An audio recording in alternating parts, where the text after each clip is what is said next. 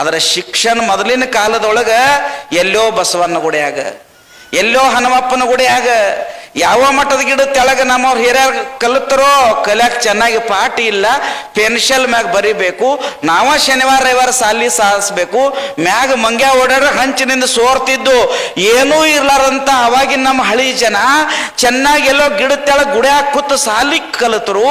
ಅವ್ರ ಇತಿಹಾಸವನ್ನು ಕಟ್ಟುವಂತ ಮಹಾನ್ ವ್ಯಕ್ತಿಗಳಾದರು.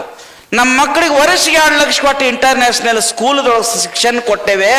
ದೇಶ ಉಳಿಸೋದಲ್ಲ, ಏನ್ರಿ ಹೆಚ್ಚು ಕಡಿಮೆ ಆದ್ರೆ ಆತ್ಮಹತ್ಯೆ ಮಾಡ್ಕೋತಾವ, ತಮ್ಮ ಪ್ರೀತಿ ಮದುವೆ ಮಾಡಿರ್ತಾವ. 6 ತಿಂಗಳು ಇವ್ರೊಂದ್ ಕಡೆ ಕೋರ್ಟ್, ಅವ್ರೊಂದ್ ಕಡೆ ಬಿರುಕು ಬಿಟ್ಟಿರ್ತದ ಜೀವನದಲ್ಲಿ.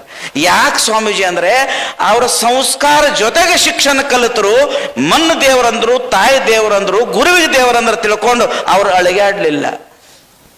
ಶಿಕ್ಷಣ ಕ್ಷೇತ್ರದೊಳಗೆ ಶಿಕ್ಷಣ ಅಟ್ಟ ಅದ, ಆದ್ರೆ ನಮಗೇನು ಬೇಕಾಗಿದೆ, ಸಂಸ್ಕಾರ ಜೊತೆಗೆ ಶಿಕ್ಷಣ ಇತ್ತಂದ್ರೆ ಆ ಮನುಷ್ಯ ಎತ್ತರಕ್ಕೂ ಹೋದ್ರು ಸಹಿತ.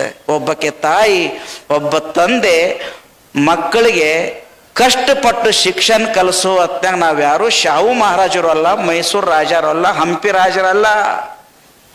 ಅಪ್ಪ 10 ತೋಟದ ಕೂಲಿ ಹಿಡಿದ ಅಪ್ಪ ಕೆಲಸ ಮಾಡ್ತಾನ, ತಾಯಿ 20 ಮನಿ ಭಾಂಡಿ ತೊಳಿತಿರ್ತಾಳ. ಅದ್ರ ಅಪ್ಪ ಅಂತಿರ್ತಾನ, ನನ್ನ ಕುರುಪಿ, ನನ್ನ ಗುದ್ಲಿ, ಈ ಮಂದಿದ ಹಡ್ಡೋದು, ಈ ಮೈ ಮಣ್ಣಾಗೋದು ಬ್ಯಾಡ, ನನ್ನ ಮಗ ಒಂದಿಟ್ಟು ಇಂಗ್ಲೀಷ್ನಾಗ ಮಾತಾಡ್ಬೇಕು, ನನ್ನ ಮಗ ಬರಿಬೇಕು, ನನ್ನ ಮಗ ಕೋಟ್ ಹಾಕೊಂಡು ಬರಬೇಕಂತ ಅಪ್ಪ ದುಡಿತಿರ್ತಾನ. ತಾಯಿ ಮಂದಿ ಮುಸುರಿ ತೊಳಿತಿರ್ತಾನ ಅಲ್ಲ. ಅದ್ರ ಒಂದು ಗೊತ್ತಿರ್ಲಿ, ತಾಯಿ ಮುಸುರಿ 2,000 ರೂಪಾಯಿ ಬೂಟ, ಮೈ ಮ್ಯಾಗ ಕೋಟ. ಎಷ್ಟು ಮಕ್ಕಳು ಚೆನ್ನಾಗಿ ಕಲಿಬೇಕಂತ ಇವ ಯಾರೋ ಮದಿಗೆ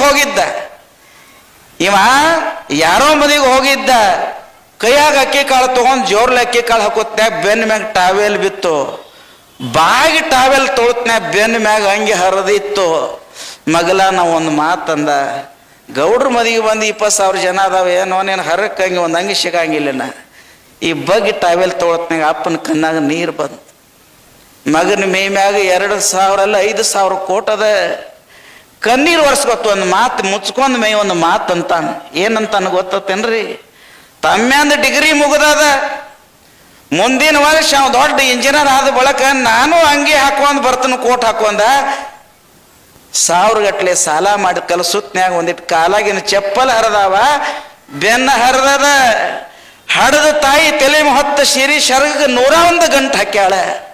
ಸಣ್ಣವರಾಗಿ ನಾವಿದ್ದಾಗ ಯಾರೋ ಶ್ರೀಮಂತರ ಮನೆಗೆ ಒಂದು ಹೋಳಿಗೆ ಏನೋ ಕೊಟ್ಟಾಗ ಹರಕ ಪದರ್ನೊಳಗೆ ತಂದು ತೊಡಿ ಮ್ಯಾಗ ಕಟ್ಕೊಂಡು ಮೊದಲು ಮಗನ ಉಣಿಸ್ತಿದ್ದಳಲ್ಲ. ಯಾಕ್ರಿ ನಾವೊಂದಿಟ್ಟು ಈ ತರ ಹಂಗ ಚಪ್ಪಾಳಿ ಹೊಡೆದು ಹೋಗೋದು ಬೇಡ, ಕಲಿಬೇಕು ನಮ್ಮ ಜೀವನದೊಳಗೆ. ನಮ್ಮ ತಾಯಿ ನಾವು ಉಣಾರ್ದ ನಮ್ಮ ಉಣಂಗಿಲ್ಲ.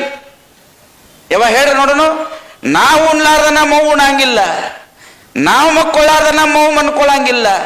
ಅವನು ಸೀರೆ ಹರಕಿರ್ತೈತಿ, ಚಲೋ ಪೋಲ್ ಮೇಲೆ ಅಂಗಿ ಮಾಡಿ 4 ಮಂದಿಯಾಗ ಜಾತ್ರೆ ಕಳಿಸಿರ್ತಾಳ ನಮ್ಮವ್ವ. ಬೆನ್ನ ಬಾಗಿಲು ಸಹಿತ ನಮ್ಮಪ್ಪ ಹಂಗ ಬಾಡಿಗೆ ಎತ್ತ ನಂಗೆ ದುಡಿತಿರ್ತಾನ. ಹರಕಂಗಿ ಮನೆಗೆ ಬಂದ, ಚಂತನ ಕಬ್ಬ ಹೇರಿದ್ದ. ರಾತ್ರಿ 9 ಗಂಟೆ ಚಂತನ ಕಬ್ಬು ಹೇರಿದ್ದ. ಎಲ್ಲ ಕೆಸರು ದುಡಿದ ಮನುಷ್ಯ ಮನ್ಕೊಳ್ಳೋ ಟೈಮ 2 ರೊಟ್ಟಿ ಉಂಡ, ಸಣ್ಣ ದೀಪ ಕೂತಿದ್ದ. ಒಂದು ಫೋನ್ ಹೊತ್ತು ಏನಂತ, ರೇಷನ್ ಗಾಡಿ ಬಂದ ಗೋಡವನ್ಕ. ರಾತ್ರಿ 10 ಆಗೈತಿ. ಅವೆರಡು ಗಾಡಿ ಇಳಿಸಿದ 1000 ರೂಪಾಯಿ ಕೊಡ್ತಾರ, ಬರ್ತೀನೋ ಹಣದ್ಗೇನ ಬೇ ಅವಸರ, ಬೇಗ ಬಾರ್ಬೇ ಓಡಿ ಬಂದು 1 ನೀರ್ ತಾ.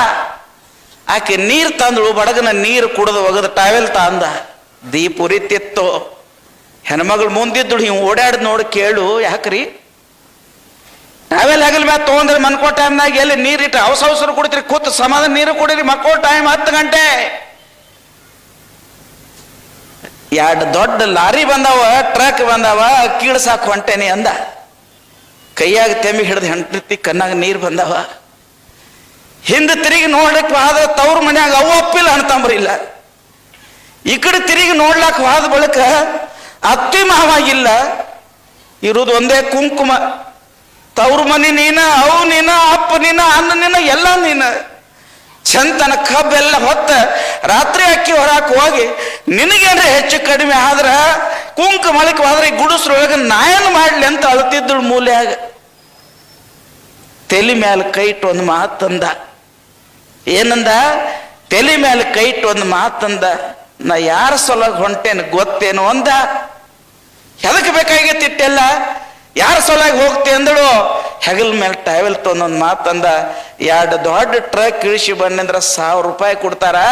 ಈ 1000 ರೂಪಾಯಿದೊಳಗೆ ನಮ್ಮ ತಮ್ಮ್ಯಾಗ 1 ವರ್ಷದ ಪುಸ್ತಕ ಆಗ್ತಾವೆ. ದೊಡ್ಡ ಸಾಹೇಬ ಆಗ್ಬೇಕು ಅಂತಕ್ಕಂಥ ಭಾವ.